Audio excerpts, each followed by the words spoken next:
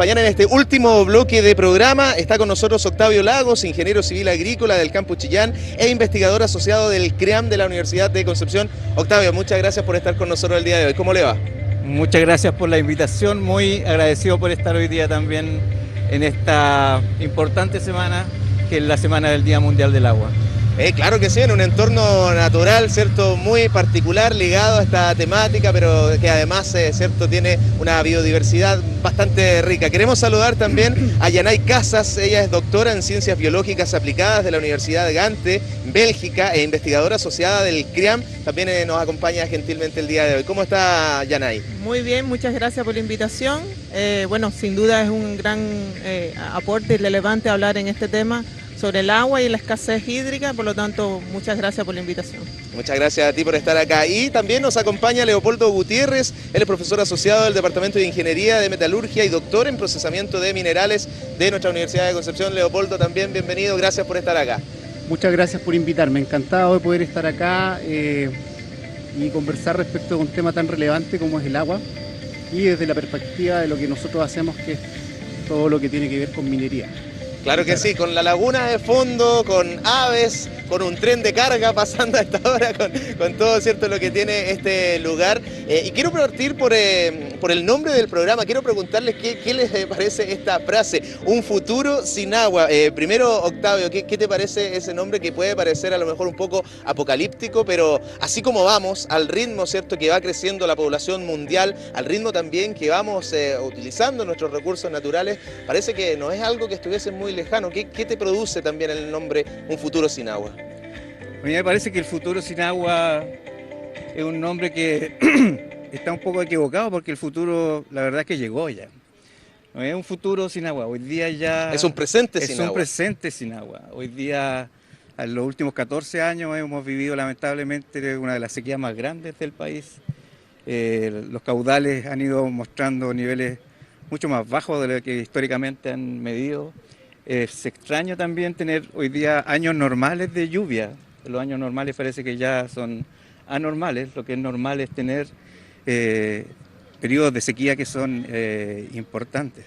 Entonces creo que este futuro incierto, creo que más bien un presente bien un poco negativo, podríamos decir, pero que también tiene espacio para mejorar. Creo que todavía tenemos espacio para mejorar con tecnología, tenemos espacio para mejorar con formación de gente, con capacitación. En los últimos años, disculpa, ¿se ha acelerado este proceso? La sobreexplotación del agua, la escasez hídrica, en los años de investigación que lleva y en los años que tiene esta temática también, ¿podemos decir que se ha concentrado en las últimas décadas esta problemática? Lo que pasa es que las precipitaciones son la fuente hídrica que tiene nuestro país y nuestras cuencas.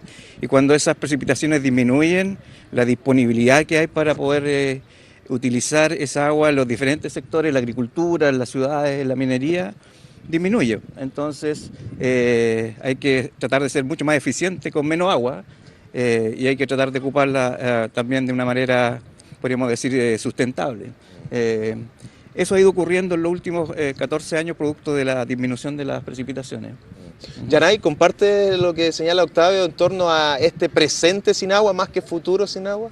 Ciertamente sí, porque muchas veces veíamos las noticias históricamente de que África no tenía agua y resulta ser que Chile vive escenarios de escasez hídrica. No es un secreto para nadie que Santiago se racionalice el agua el año pasado. Entonces, esos escenarios que estamos viviendo acá indican que tenemos que cambiar.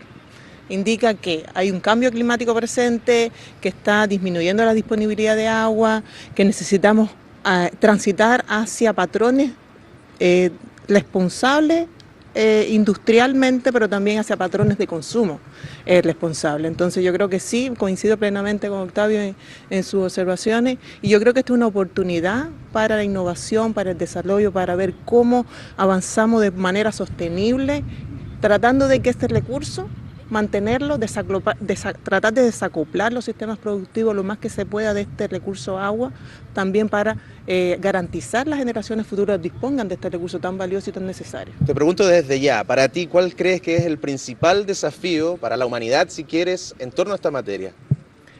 Gran desafío yo creo que todos tenemos una gran responsabilidad en el consumo de agua.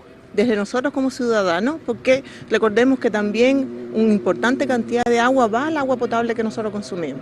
Si nosotros como ciudadanos no somos capaces o interiorizamos la necesidad de cuidarla, entonces también estamos fallando en ese contexto. Entonces no basta con que las industrias sean responsables, hagan una buena gestión en el recurso hídrico, también nosotros tenemos que hacerlo. Entonces yo creo que todos tenemos que jugar un papel importante en esto. Leopoldo, ¿qué hay de esa mirada en torno a que la industria, ¿cierto?, la minería, la agricultura, bueno, son parte responsable de lo que está ocurriendo con este recurso? ¿Qué tanta responsabilidad también tenemos nosotros, ¿cierto?, las personas, el consumo residencial? ¿Cuál es tu mirada en torno a esta materia? Sí, definitivamente concuerdo con mis colegas. Todos somos responsables en esto. Yo creo que la industria, nosotros, los ciudadanos, y eso nos obliga a avanzar en tecnología, avanzar en conocimiento, avanzar en cultura. Ya, cultura del agua yo creo que es un tema que de a poco hemos ido internalizando. Justamente conversábamos con los colegas anteriormente que en la década del 90 aquí en Concepción, cuando yo estudiaba ingeniería en la Facultad de Ingeniería de la UDEC, habían inundaciones. ¿Ya? Me acuerdo de la calle Edmundo Larenas, era un río, y eso eran... Cada 2 años ocurría eso. Ahora uno no lo ve. Entonces ha cambiado. Definitivamente el cambio climático es una realidad. Y cómo nos hacemos responsables de eso, yo creo que es una labor de todos. En el ámbito que yo me desenvuelvo, que es la minería, yo diría que es un tema que está totalmente internalizado. Las grandes compañías mineras hoy en día se han puesto como objetivo de aquí a 5 o 10 años recircular toda el agua que utilizan. Eso quiere decir que el consumo de agua fresca que están pensando de aquí a 10 años es cero. Ya, eso sin lugar a dudas lleva asociado un tema tecnológico importante, lleva asociado un tema de entendimiento de los procesos mineros distinto, porque el recircular agua significa un impacto en la producción. Ya se recirculan una serie de elementos que afectan los procesos productivos. Por lo tanto, desde el punto de vista de la industria, yo diría que se ha avanzado mucho. Yo creo que también desde el punto de vista de la cultura de nosotros los chilenos, el mismo, de hecho el CRIAM como Centro de Recursos Hídricos tiene esa labor que es transferir a la comunidad lo que nosotros estamos haciendo y de esa forma avanzar en ese conocimiento, en esa cultura respecto del agua que nos tiene que llevar a, como dijo Octavio, a poder vivir con menos agua. Ese es un poco el objetivo final de todo esto. Leopoldo, señalaste que la industria, ¿cierto?, las mineras han puesto como plazo esto de 5 a 10 años, ¿cierto?, de reutilizar el agua que, bueno, en los distintos procesos ocupan. Pero ¿qué hay de la normativa, qué hay de la legislación? O sea, si esto no fuera iniciativa de esas industrias, de esas mineras, ¿no sería una obligación? No, ahora no, porque efectivamente desde el punto de vista tecnológico es muy difícil que podamos recircular toda el agua que utilizamos en minería. Sin embargo, se están llevando a cabo muchos desarrollos que tiendan hacia allá y las proyecciones es que en 10 años podamos hacerlo. De hecho, quería comentar respecto de un proyecto que tenemos en CRIAM, que es un proyecto de un fondo sequía que nos adjudicamos el año pasado o antepasado, y que tiene que ver justamente con eso, cómo todo lo que hemos hecho en CRIAM en el tiempo, que han sido muchas cosas, cómo lo empaquetamos y lo llevamos a soluciones tecnológicas que nos permitan ir a ese sueño que es tratar de los procesos productivos no utilizar aguas frescas, aguas que provengan de fuentes naturales u otras que eventualmente puedan ser utilizadas por los seres humanos. Siento que estamos, Octavio, en un momento en el que el trabajo que ustedes han desarrollado por años, y no solamente acá en la Universidad de Concepción, ¿cierto?, profesionales, académicos, académicas en todo Chile, en las aulas, esta transferencia tecnológica, por fin está siendo tomada en cuenta, un poco tarde quizás por las personas que toman las decisiones, por las autoridades en general. Antiguamente siempre yo escuchaba a profesionales académicos, académicas decían, nosotros le planteamos esta solución a la autoridad y bueno, estará en una carpeta ahí en algún escritorio. Hoy la premura, ¿cierto?, ha hecho que se tomen en cuenta la urgencia, ¿cierto?, este sentido de que si no lo hacemos ahora ya no hay vuelta atrás. Ha cambiado un poco el paradigma, ¿cómo lo ves tú? Yo lo veo que ha cambiado un montón. Se reconoce hoy día la formación de capital humano como una necesidad bien importante. A veces se mira como que la tecnología por sí sola va a solucionar un problema, pero cuando no hay formación de capital humano que utilice de forma eficiente esa energía, el resultado no va a ser óptimo, ¿verdad? Y cuando hablamos de formación de capital humano en el CRIAM, hablamos no solamente de formar estudiantes o profesionales universitarios, o profesionales de posgrado, de magíster, de doctorado, también hablamos de la sociedad, de gente que hoy día está utilizando recursos hídricos y que antes quizás no lo sentía como un bien propio. El agua es un bien nacional de uso público, ¿verdad? Que todos deberíamos sentirnos dueños del agua. Y pareciera que los que se sienten más dueños del agua son quienes tienen derechos de aprovechamiento de agua, más que el resto de la sociedad. Entonces creemos que ahí tenemos que poner harto más esfuerzo para que todos nos sintamos más dueños de este recurso que es de todos y que nos va a afectar a todos. Entonces, en formación de capital humano creo que hay una brecha pero muy grande en ayudar, por ejemplo, a los agricultores a que rieguen de mejor forma, que ocupen el agua de forma mucho más eficientes. En nuestros domicilios, en la gente, los técnicos que riegan estos mismos parques, necesitamos como capacitarlos para enseñarles a ocupar el agua de manera responsable y eficiente. Necesitamos que la sociedad también entienda que este recurso nos pertenece a todos, entonces que cualquier contaminación que caiga aquí va a terminar en el agua, y esa agua es probable que alguien más la esté ocupando, y también queremos que esa agua mejore la calidad que hoy día tiene. La calidad del agua también es un tremendo tema. Cada vez que pasa un canal por una ciudad, cada vez que pasan recursos hídricos, esteros, digamos, por una ciudad, normalmente como sociedad tendemos a contaminar el agua. Y lo que tenemos que generar es como conciencia de cuidarla no solo en cantidad, sino que también en calidad. Sí, ese es un tema, yo creo, también no sé si de la idiosincrasia, pero un poco de la cultura de nuestro país, lamentablemente, el de los microbasurales, el de deshacerse de distintas cosas en un cuerpo de agua, lo hemos visto por años, ¿cierto? Pero como que a todos nos hace sentido esta urgencia del agua. Ahora, ¿cómo aportamos, cómo vamos tratando de nuestro granito de arena o de nuestra gotita de agua, ¿cierto? De poder sumarla a otras gotitas y de que avancemos en esta materia. Yanay, si nos pudiese ilustrar un poco en torno a la distribución de uso del agua en las distintas materias, en la agricultura, en la minería, el consumo residencial también, ¿dónde están ahí los porcentajes de mayor uso? Bueno, estadísticamente a escala país, si citamos algunas estadísticas, podemos decir que el sector agricultura y agropecuario equivale a un 73%. Eso a escala Chile, pero si hacemos un zoom regional, vamos a ver que ese comportamiento cambia significativamente porque va a depender de las actividades productivas que se llevan a cabo en cada lugar. Entonces, efectivamente, si nos citamos en Antofagasta, vamos a darnos cuenta que el sector minero es el que tiene las mayores implicaciones o mayores demandas de agua, alrededor de un 57%. Si avanzamos un poquito más hacia aquí, la región del Biobío, el sector agricultura con un 40%.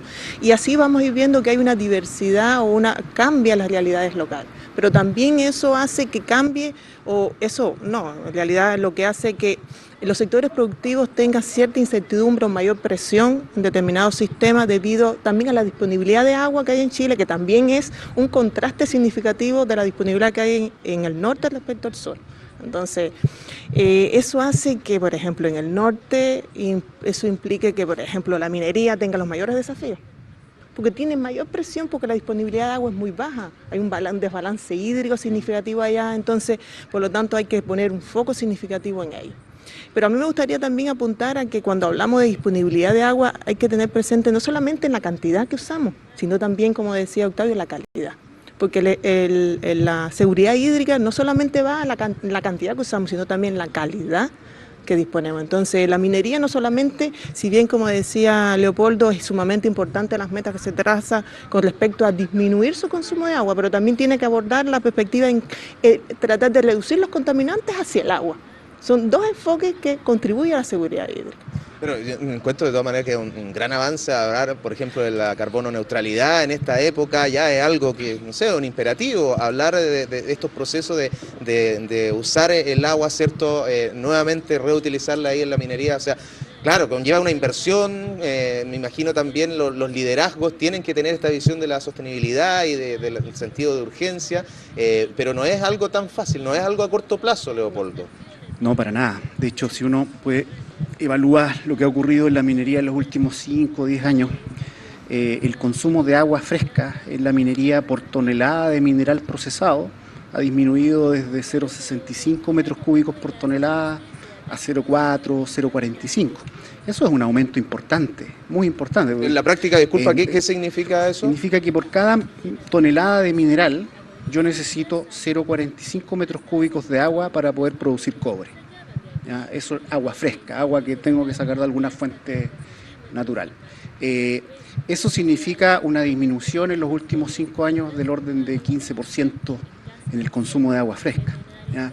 O sea, se han hecho un montón de desarrollos y eso tiene mucho que ver con tecnología, con cómo se están llevando a cabo las cosas, y efectivamente no es un trabajo de largo plazo, de corto plazo, perdón, es un trabajo de largo plazo que requiere conocimiento, que requiere desarrollo, que requiere que los fundamentos de todos estos procesos industriales se estudien en detalle, de esa forma poder desarrollar herramientas, tecnologías que nos permitan llegar ahí. ¿Y esas tecnologías se miran al extranjero? ¿También nacen desde acá? ¿Cuál es el incentivo también para ustedes de trabajarlas y de poder ir concretando esos avances? Claro, efectivamente su pregunta al principio planteaba de que parece que ahora nos están tomando más en cuenta lo que hacemos los académicos. Yo cuento un poco lo que ocurre en minería y tiene que ver con que hoy procesar minerales es mucho más difícil que hace 10 años. Las leyes de los minerales, que es el porcentaje de cobre que tiene la roca que sacamos del yacimiento, han disminuido considerablemente. Por lo tanto, es mucho más difícil procesarlos y eso hace que se consuma más agua. ¿Ya? Entonces, ese desafío para la industria minera no es trivial, es complejo. Y están de alguna forma volviendo a los fundamentos, a los conceptos básicos de los procesos para poder justamente ir hacia una condición en la cual no consumamos agua fresca. Ese es un poco lo que se ha ido dando en el último tiempo. Por lo tanto, efectivamente es un tema que se debe abordar. Nosotros siempre hablamos en CRIAN, pero desde una perspectiva multidisciplinaria, porque hay muchos efectos que juegan ahí un rol. Lo que decía Yanay, que no solamente tenemos que preocuparnos de reducir el consumo a cero, sino que de cómo evitamos que se contaminen napas, que hayan infiltraciones.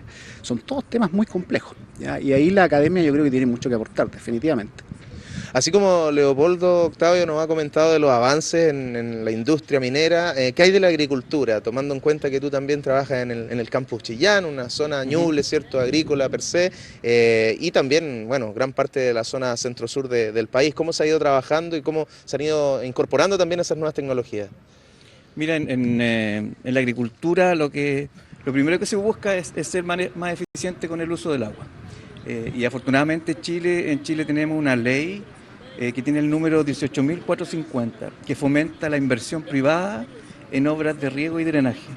Entonces el país hemos invertido de los años 80 más o menos hasta la fecha en subvencionar sistemas que son más eficientes para el riego de diferentes cultivos. Obviamente la fruticultura es uno de los primeros que empieza a aumentar la superficie que está regada con estos sistemas que son más productivos, porque también son cultivos de exportación que son más rentables, por así decirlo. Pero otros cultivos anuales también han ido mejorando la eficiencia en la cual utilizan el agua. El año 97, por decirte un número, el último indicador estadístico que teníamos hace muy poco tiempo, decía que teníamos en Chile unas 300.000 hectáreas de cultivos que se regaban con sistemas tecnificados, o sea, sistemas que tenían algún grado de mayor eficiencia que los sistemas tradicionales como el riego por surco o el riego tendido. ¿Versus cuánto que no tenía esa tecnificación? Versus más de 600.000 hectáreas. En Chile en ese tiempo se regaban 1.100.000 hectáreas. O sea, solamente 300.000 eran con sistemas tecnificados. Gracias a esta ley, ese número ha ido aumentando. Hoy día sobrepasamos las 550.000 hectáreas en el último censo que fue del año 2020. Y la superficie que no se está regando son del orden de 400.000 hectáreas. Hemos disminuido la cantidad total de hectáreas que riega el país, pero eso es producto, porque desde el 97 hasta esta fecha, hasta el 2020, tenemos la sequía. Entonces, cuando tenemos sequía, no podemos, somos capaces de regar tanta superficie. Potencialmente Chile puede regar del orden de 4 millones de hectáreas, pero si mejoramos la eficiencia creo que podemos llegar fácilmente a 1.100.000 hectáreas, perdón, 1.500.000 hectáreas. Hoy día el porcentaje de sistemas tecnificados que regan el país son cerca del 60% versus el 40%. Aún tenemos, se invirtió la torta. Aún tenemos el 40% por mejorar. Por mejorar también, siempre las superficies que van quedando más atrás son más difíciles, ¿verdad? Porque antes las más fáciles son las que primero tienden a solucionarse. Las más difíciles son las que tienen agua quizás a una distancia mayor, que necesitan bombeo de agua subterránea, que son un poco más caras por hectárea. Esas son las que estamos trabajando ahora y tratando de disminuir esa brecha. Bueno, en 30 años se ha avanzado bastante, de acuerdo a lo que nos comentas, tomando ese 1997 como punto de inflexión. Yanay, nos gusta compararnos siempre, está el ranking de la OCDE, ¿cierto? Siempre estamos mirando a nuestros vecinos, qué pasa en términos económicos, en términos políticos. Bueno, el concierto sudamericano es bien particular en ese sentido e inestable, pero esta preocupación es mundial, ¿cierto? La del agua. ¿Qué tan bien o qué tan mal estamos en ese sentido, comparando también a otros países y si tú quieres del cono sur? Bueno, es que ciertamente es complejo porque en realidad cada lugar tiene sus peculiaridades, sus normativas, pero igual yo considero que si vemos nuevamente la realidad de Chile, al ser tan variada, eso hace cada vez más desafiante para el propio país tomar medidas, gestionar el agua como debe ser apropiadamente, asegurarse que el nexo tan grande que tiene el agua en todos los sectores productivos, en toda la vida, porque es un nexo inevitable. Si no hay agua, no hay actividad productiva, no hay vida. Entonces... Y la geografía, disculpa, nos ayuda mucho en ese sentido, porque cada zona tiene sus particularidades. Exactamente. Entonces, si vemos las estadísticas históricas de Chile, vamos a decir, no, todavía Chile tiene agua, ¿no es cierto? Pero si lo vemos a escalas más locales, uno va a darse cuenta que no. Todavía la institucionalización hay que mejorar la institucionalización, que yo creo que en eso es una cosa que Chile tiene que mejorar versus al mundo, versus a otros países, Europa, donde la institucionalización con el agua tiene que mejorarse considerablemente. Hay que ver la perspectiva de que cómo institucionalizamos el agua, no desde la perspectiva de una región o de los sectores productivos, las necesidades, sino desde dónde se dispone el agua, en una cuenca. Esa es el área geográfica donde disponemos de agua y es la que nos va a suplir la oferta de agua que vamos a usar. Entonces no podemos seguir dando derechos sin tener en cuenta el caudal que disponemos, tener en cuenta los efectos del cambio climático, la escasez hídrica que se proyecta a lo largo de todo Chile, que va a ser significativa no solamente para el norte, que ya está en un desbalance hídrico conocido, sino también para el sur, que somos favorecidos y actualmente todavía estamos en superávit hídrico, pero vamos a tener escenarios también complejos en ese sentido. Entonces tenemos que avanzar en la institucionalidad, tenemos que avanzar quizás un poco más en los temas, yo creo que tecnológicos, un poco transferir más el conocimiento de la academia hacia la tecnología, que es una cosa que todavía yo creo que si bien se ha hecho, todavía falta un poco incorporar estos conocimientos en las industrias. Yo he escuchado gente que cuando le dicen ahorra agua en tu casa, dice, oye, pero hay que preocuparse de la agricultura, de la minería, lo que yo haga en mi casa es tan menor, es tan poquito que no va a cambiar el panorama. ¿Qué se le puede decir a esa gente? Ciertamente yo creo que es un pensamiento bien egoísta, pensar que no somos responsables del agua y que la implicancia que un 12% a nivel de Chile, a la escala chilena, es lo que representa la demanda de agua potable con nuestro consumo, pero yo creo que siempre se puede hacer algo. Siempre la responsabilidad que tenemos sobre el agua es de todos. El actuar y pensar que disminuir en ese poquito por ciento no significa nada, yo creo que sí significa, porque eso implica responsabilidad hacia el consumo del agua. Bueno, estamos en los últimos minutos de este especial que queríamos hacer como canal de la Universidad de Concepción en torno al Día Mundial del Agua y a esta urgencia, a este futuro o presente sin agua. ¿Cuál sería tu reflexión, Leopoldo, y tu llamado, si quieres, también a la gente que nos está mirando y que está interesada en esta materia que es tan relevante para todas las personas? Bueno, mi reflexión tiene que ver con que Yo creo que hemos ido avanzando, yo creo que hay conciencia hoy en día de lo importante que es poder generar esta cultura del agua y entender que todos somos responsables respecto de eso. Siempre, como se dice, el patio del vecino es mejor y siempre tratamos de autoflagelarnos muchas veces en lo que hacemos. Yo diría que no, yo diría que se ha ido tomando conciencia, falta mucho, yo creo que estamos en una situación compleja. Centros como CRIAM aportan mucho a esto desde una perspectiva de investigación, desde una perspectiva tecnológica, desde la perspectiva de poder transferir lo que hacemos a la comunidad y que la comunidad vaya generando una cultura. ¿Ya? Yo soy positivo, yo creo que vamos a poder salir adelante de esta situación compleja siempre y cuando todos asumamos la responsabilidad. Ahí está, yo creo que la clave, las distintas industrias lo han estado haciendo y existe claridad de que simplemente sin agua no hay mucho que hacer. En la industria minera hoy en día es claro que sin agua no hay producción y eso significa mucho. Por lo tanto, se están tomando acciones y también en otras áreas, por ejemplo, ambientales. Si no nos preocupamos del ambiente, simplemente no hay nada, digamos. Yo diría que tenemos que avanzar, pero hay material como para seguir adelante en muchos temas. Leopoldo, hay voces, sobre todo en campaña, populista o no, será otra discusión, pero que han propuesto que Chile tenga un ministerio del agua. Yo no sé si esa institucionalidad podría cambiar un poco el panorama. ¿Qué crees tú? Sí, probablemente tiene mucho de las épocas de campaña, ¿no? Pero a mí en cierto modo me hace sentido, fíjate. Creo que hoy en día es un tema tan relevante que podría efectivamente tener la importancia como para tener un ministerio del agua, ¿no? Separado de lo que es el Ministerio de Obras Públicas y que tenga sus propios recursos, sus propias atribuciones. Podría ser importante, yo creo que sí, me da la impresión de que es un tema tan importante hoy en día, tan crítico, que podría ser una buena idea. ¿Cómo lo ves tú, Octavio? Mira, tal como existe el Ministerio de Energía, el Ministerio de Recursos Hídricos creo que aportaría al país. Hoy día la institucionalidad que tenemos en Chile tiene distribuido en diferentes ministerios y en diferentes organismos temas importantes del agua. Desde la Marina, por ejemplo, que da los permisos para poder tener o extraer agua de mar y poder tener los proyectos de desalación, o por construir un pozo cercano a la costa también, la Marina tiene que dar esos permisos. Obras públicas, energía, medio ambiente. Ministerio de Obras Públicas, Ministerio de Agricultura, Medio Ambiente, la Superintendencia, está muy distribuido, el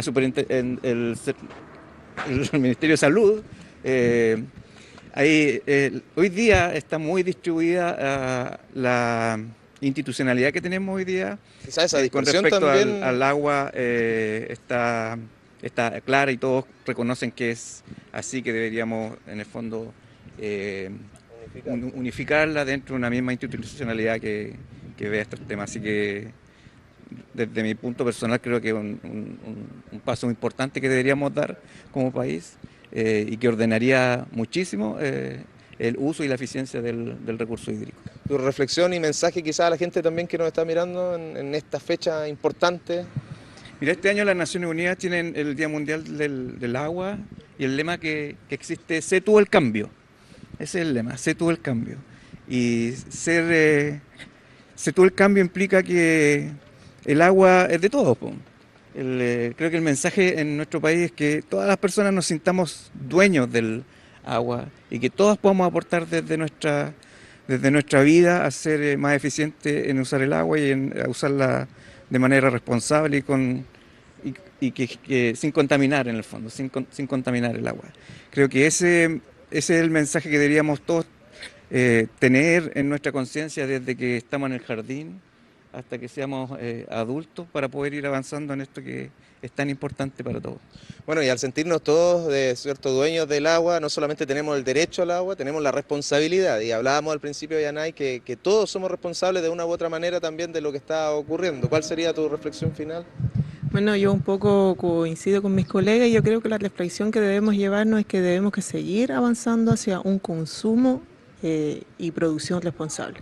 No solamente en términos de agua, sino en términos de todo, de combustibles y de todo. Entonces, llevémonos el mensaje que consumo somos nosotros somos consumidores, somos responsables de incrementar que se produzcan miles de otros servicios y que requieran agua, que requieran energía, que requieran otros recursos. Por lo tanto, además, si no partimos con un consumo responsable, no es suficiente que la industria sea responsable, si la industria suple la demanda de nuestros servicios. Por lo tanto, además, nosotros somos, yo creo que el ente diferenciador y que debemos que actuar en el cambio.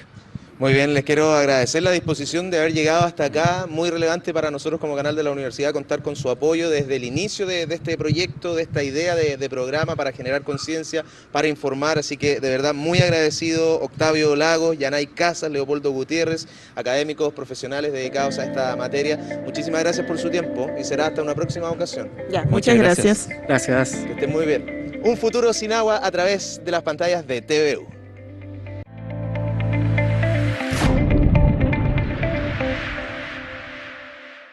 Muchas gracias por acompañarnos en este programa especial Un Futuro Sin Agua, donde pudimos conocer diferentes panoramas que enfrenta la región del Biobío y también nuestro país. Pudimos conocer también soluciones que podrían aplicarse acá en todo el territorio nacional.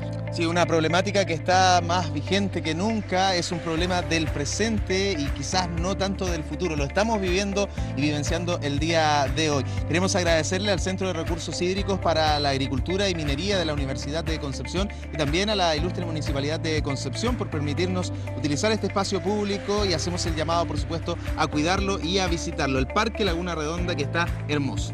Precioso, fue un hermoso lugar para poder grabar este espacio donde pudimos contemplar este cuerpo de agua de Concepción, donde las familias día a día se recrean, donde se realizan diferentes actividades culturales en todo este lugar. Claro que sí, les agradecemos a ustedes y les invitamos a visitar el canal de YouTube TVU. Aquí van a encontrar entonces las entrevistas y reportajes que realizamos para este programa especial, Un Futuro Sin Agua. Muchas gracias.